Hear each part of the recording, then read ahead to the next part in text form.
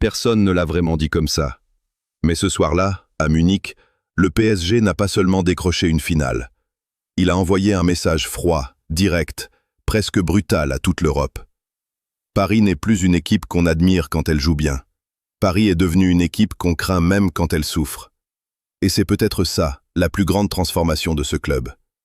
Parce qu'avant, le PSG devait dominer pour rassurer. Il devait marquer vite, faire le spectacle, multiplier les dribbles, impressionner par ses stars. Mais face au Bayern, dans un stade bouillant, avec une pression immense sur les épaules, Paris a montré autre chose. Une chose plus rare, plus mature, plus dangereuse. Paris a montré qu'il savait survivre. Le score final, 1-1, ne raconte qu'une petite partie de l'histoire. Sur le papier, c'est un nul. Mais dans la réalité, c'est une démonstration de caractère. Grâce à ce résultat, le PSG valide sa qualification pour une nouvelle finale de Ligue des Champions, après une confrontation irrespirable, remportée 6-5 au cumul des 2 matchs. 6-5, 2 matchs de tension pure. 2 soirées où chaque attaque pouvait changer le destin d'une saison. Et au bout, Paris est encore debout. Cette qualification a une saveur particulière, parce qu'elle ne ressemble pas seulement à une victoire sportive. Elle ressemble à une confirmation historique. Une deuxième finale consécutive, après la consécration de la saison précédente, cela veut dire quelque chose. Cela signifie que Paris n'est plus dans l'accident heureux, ni dans l'exploit isolé. Paris s'installe, Paris revient, Paris confirme. Et dans le football européen, confirmer est souvent plus difficile que gagner une première fois.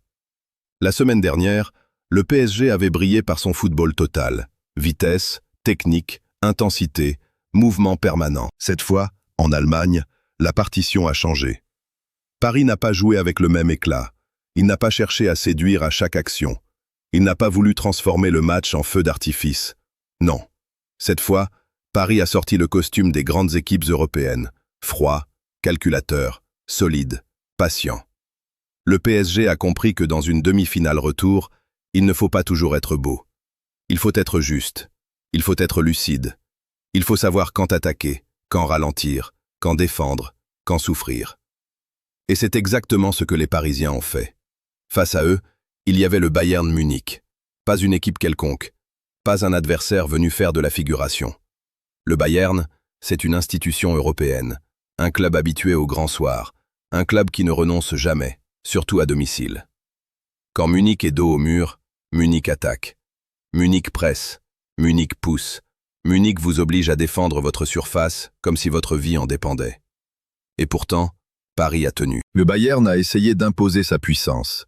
Il a voulu mettre du rythme, provoquer des situations, pousser Paris à la faute. Mais cette fois, le PSG n'a pas paniqué. Il n'a pas donné cette impression d'équipe qui sent le danger arriver et qui perd soudainement ses repères. Non. Paris a absorbé, résisté, corrigé, reculé quand il le fallait, ressorti quand l'espace existait. C'est là qu'on mesure le travail de Luis Enrique. Car ce PSG-là n'est plus seulement une équipe de talent. C'est un bloc, une structure, une idée collective, une formation capable de changer de visage selon le scénario du match. Et c'est peut-être la marque la plus évidente d'un grand entraîneur, donner à son équipe plusieurs façons de gagner. Luis Enrique a réussi là où beaucoup avaient échoué avant lui. Il a transformé une équipe longtemps accusée d'être dépendante de ses individualités en une machine collective où chaque joueur accepte de travailler pour l'autre. Les attaquants défendent, les milieux couvrent, les latéraux se sacrifient, les défenseurs prennent leurs responsabilités, et même les stars comprennent que leur statut ne les dispense pas de courir. C'est simple, Paris ne joue plus comme une équipe qui cherche à prouver, Paris joue comme une équipe qui sait. Et cette certitude se voit dans les moments difficiles. Marquinhos, d'abord, a incarné cette âme parisienne. Le capitaine a joué avec le courage des grands soirs. Dans les duels, dans les interventions, dans la communication, dans cette manière de replacer ses partenaires, il a rappelé pourquoi il reste l'un des symboles les plus forts de ce club. Face à une attaque bavaroise capable d'allumer le feu à tout moment, il fallait un patron. Paris l'a eu. Il y a eu aussi William Pacho, immense, presque impérial.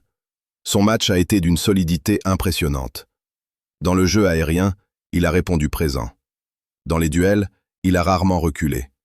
Dans les moments chauds, Il a dégagé une sérénité précieuse. Être élu homme du match dans une demi-finale retour de Ligue des Champions sur la pelouse du Bayern, ce n'est pas un détail, c'est un signal. Ce garçon a joué comme un vétéran. Et autour de cette défense, tout le PSG a travaillé. Voilà ce qui change tout. Ce n'était pas seulement une arrière-garde qui résistait pendant que les attaquants attendaient devant. Non.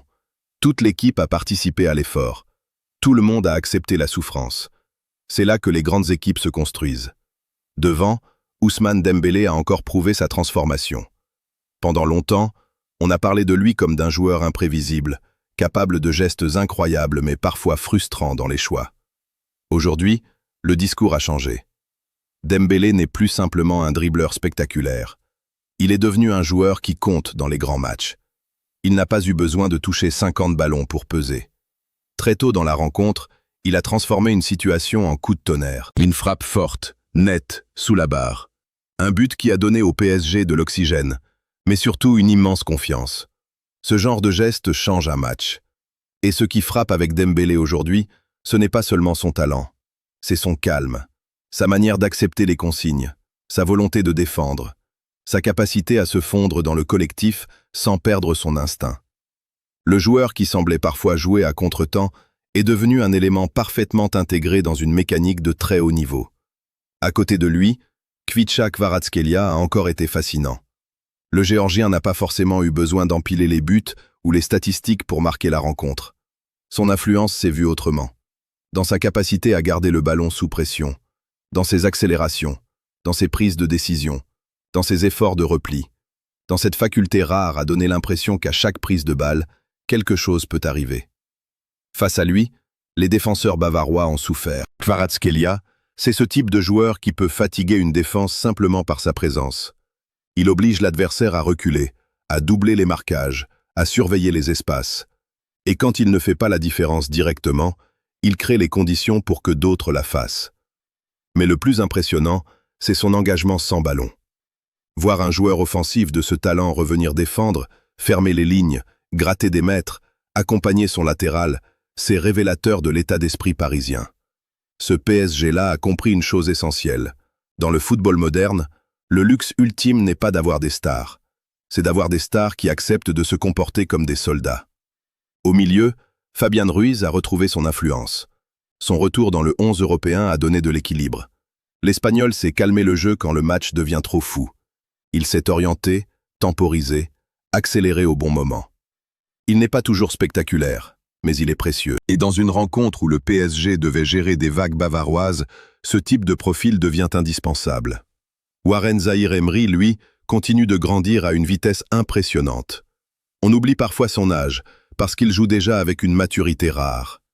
Face à Luis Diaz, il avait un duel énorme à gérer. Le Colombien est explosif, agressif, capable de faire basculer une action sur un crochet. Mais le Titi parisien a tenu. Il a couru, il a compensé, il a serré les espaces. Il a joué avec le sérieux d'un joueur formé pour ces soirées-là. Et c'est peut-être l'une des plus grandes forces de Paris aujourd'hui. Les jeunes ne jouent plus comme des jeunes impressionnés.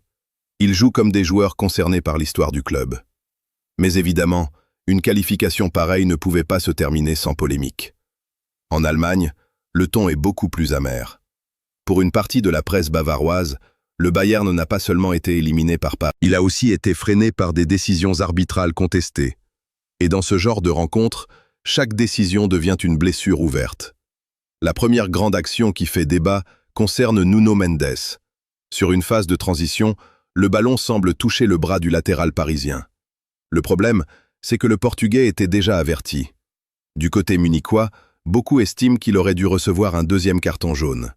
Une exclusion à ce moment du match aurait évidemment tout changé. Mais l'arbitre ne va pas dans ce sens. Il ne sanctionne pas Nuno Mendes. Et pire encore pour les Allemands, il siffle contre Konrad Laimer pour une main que le Bayern conteste vivement. Vincent Kompany n'a pas caché son incompréhension. Pour lui, Laimer n'a pas touché le ballon avec la main, mais avec la hanche. Et surtout, selon son interprétation, l'action de Nuno Mendes méritait une sanction. Dans le camp bavarois, on considère donc cette séquence comme un tournant. La deuxième situation litigieuse arrive quelques minutes plus tard.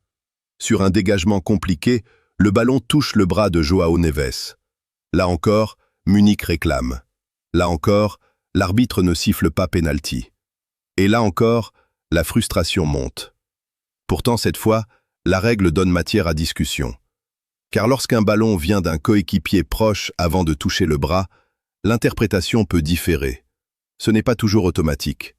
Le bras, la distance, le mouvement, l'origine du ballon, tout entre en compte. Et dans cette action, l'arbitre a choisi de ne pas sanctionner. Le Bayern n'accepte pas vraiment. Paris, évidemment, ne va pas s'en plaindre. Mais il faut aussi prendre de la hauteur. Dans les grandes soirées européennes, les clubs éliminés cherchent souvent l'action qui aurait pu tout changer. C'est humain, c'est logique, c'est même presque inévitable. Quand une saison se joue sur quelques centimètres, sur un coup de sifflet, sur un ralenti, la frustration devient immense. Mais réduire cette qualification parisienne à l'arbitrage serait injuste. Parce que sur l'ensemble des 2 matchs, le PSG a montré une capacité de réponse exceptionnelle. Il a été spectaculaire quand il fallait l'être. Il a été solide quand la situation l'exigeait. Il a marqué, il a résisté, il a encaissé, il s'est relevé. Il a vécu une confrontation totale et il en est sorti vainqueur. Ce n'est pas un hasard. En Espagne, le regard est beaucoup plus admiratif. La presse espagnole voit dans ce PSG la patte Luis Enrique. Et forcément, le nom de l'entraîneur parisien résonne fort de l'autre côté des Pyrénées. Ancien du Barça, technicien reconnu, personnage exigeant, parfois dur, mais terriblement cohérent, Luis Enrique est en train de bâtir l'un des projets les plus impressionnants du football européen. Ce qu'il a fait à Paris est immense. Il est arrivé dans un club qui sortait d'une époque marquée par les stars, les attentes énormes, les déséquilibres, les frustrations européennes. Il a repris une équipe qui devait tourner une page. Une équipe qui devait apprendre à exister autrement. Et en moins de 3 ans, il l'a conduite vers une nouvelle finale de Ligue des Champions. Mieux encore, il a donné au PSG une identité. Paris presse, Paris ressort, Paris combine, Paris attaque, Paris défend, Paris souffre, Paris gagne. Voilà la différence. Avant, le PSG pouvait donner l'impression d'être un club qui attendait un exploit individuel. Aujourd'hui, l'exploit naît du collectif. Chaque joueur semble savoir ce qu'il doit faire. Chaque mouvement répond à une idée. Chaque effort a un sens. Même en France, chez les rivaux, cette domination parisienne devient difficile à regarder. À Marseille, par exemple, l'ombre du PSG européen est forcément douloureuse. L'OM reste attaché à son histoire, à son sacre de 1993, à cette phrase devenue identité, à jamais les premiers. Mais pendant que Marseille traverse des périodes compliquées, Paris empile les finales et s'approche d'un statut encore plus lourd. Si le PSG remporte une 2e Ligue des Champions consécutive, le débat changera de dimension. Ce ne sera plus seulement le PSG qui réussit une belle période, ce sera le PSG qui installe une ère. Et c'est là que l'Europe commence à comprendre. La presse anglaise souligne aussi cette évolution. Paris est désormais perçu comme une équipe qui mélange beauté et puissance. Une équipe capable de produire du jeu, mais aussi de gagner des matchs fermés. Une équipe qui a du talent devant, de la technique au milieu, de l'autorité derrière, et surtout un état d'esprit rarement vu à Paris dans les grandes années précédentes. Le plus grand changement est mental. Le PSG n'a plus ce regard inquiet dans les moments de pression. Il ne donne plus l'impression d'attendre la catastrophe. Il semble croire en son plan. Même quand l'adversaire pousse, même quand le stade gronde, même quand la fatigue arrive. C'est cela, devenir un grand d'Europe. Et maintenant, tous les regards se tournent vers Budapest. Le 30 mai, le PSG affrontera Arsenal en finale de Ligue des Champions. Et cette affiche a tout pour être magnifique. D'un côté, Paris, champion en titre, qui veut confirmer sa domination et entrer encore plus profondément dans l'histoire du football européen. De l'autre, Arsenal, un club immense, populaire, respecté, mais toujours en quête de sa première Ligue des Champions. Pour les Gunners, cette finale est une occasion historique. Mikel Arteta a construit patiemment une équipe cohérente, solide, ambitieuse. Depuis son arrivée, Arsenal a beaucoup investi, beaucoup travaillé, beaucoup grandi. Le club londonien a retrouvé une identité forte, un jeu structuré, une défense redoutable et une génération capable de regarder les plus grands dans les yeux. Arsenal n'est peut-être pas aussi spectaculaire à chaque match que certaines équipes européennes, mais c'est une formation extrêmement difficile à déséquilibrer. Les chiffres défensifs parlent d'eux-mêmes. Les Gunners encaissent peu, ils protègent bien leur surface, ils ferment les espaces, Ils défendent avec intensité. Et dans une finale, ce type de solidité peut peser très lourd. Mais Arsenal aura aussi une revanche en tête. La saison précédente, Paris avait déjà brisé un rêve londonien. Les Gunners avaient cru pouvoir renverser la situation, mais Donnarumma et le bloc parisien les avaient refroidis. Cette fois, Arsenal voudra corriger l'histoire. Les joueurs d'Arteta savent qu'ils ne sont plus très loin. Une seule marche, une seule soirée, une seule opportunité. Bukayo Saka l'a laissé entendre avec malice. Sans nommer clairement l'adversaire, il a fait comprendre qu'il savait très bien qui il voulait retrouver. Ce genre de phrase dit beaucoup. Arsenal attend Paris. Arsenal veut Paris. Arsenal veut sa revanche. Et c'est exactement ce qui rend cette finale encore plus excitante. Parce que Paris, lui, ne viendra pas pour participer. Paris viendra pour confirmer. Pour prouver que la saison précédente n'était pas un sommet isolé, mais le début d'un cycle. Pour montrer que cette équipe peut régner. Pour offrir à Luis Enrique une place encore plus grande dans l'histoire du club.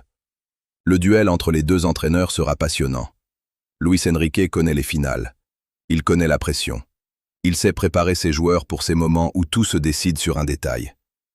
Mikel Arteta, lui, cherche le grand titre européen qui donnerait une autre dimension à son projet. Deux coachs espagnols.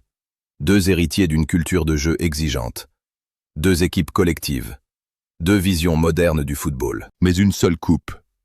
Cette finale ne sera pas seulement une opposition entre Paris et Arsenal. Ce sera un choc entre deux constructions, deux chemins, deux ambitions. Paris a longtemps cherché à acheter le temps, à accélérer son destin, à forcer l'histoire. Aujourd'hui, paradoxalement, c'est au moment où le club semble le plus collectif qu'il paraît le plus proche de dominer durablement. Arsenal, de son côté, représente une patience presque méthodique. Arteta a posé les bases, accepté les critiques, reconstruit son groupe, imposé ses principes. Et maintenant, son équipe touche enfin le sommet. Mais dans une finale, les belles histoires ne suffisent pas. Il faudra gérer les nerfs. Il faudra être précis dans les surfaces. Il faudra éviter l'erreur qui change tout. Il faudra accepter de souffrir. Il faudra peut-être gagner sans être brillant. Et sur ce point, le PSG vient justement d'envoyer un avertissement terrible. Paris sait maintenant gagner ces matchs-là. Ce PSG n'est plus seulement une équipe de lumière. C'est aussi une équipe d'ombre. Une équipe qui peut vous éblouir au Parc des Princes, puis vous étouffer à Munich. Une équipe qui peut jouer vite, puis ralentir. Attaquer fort, puis défendre bas.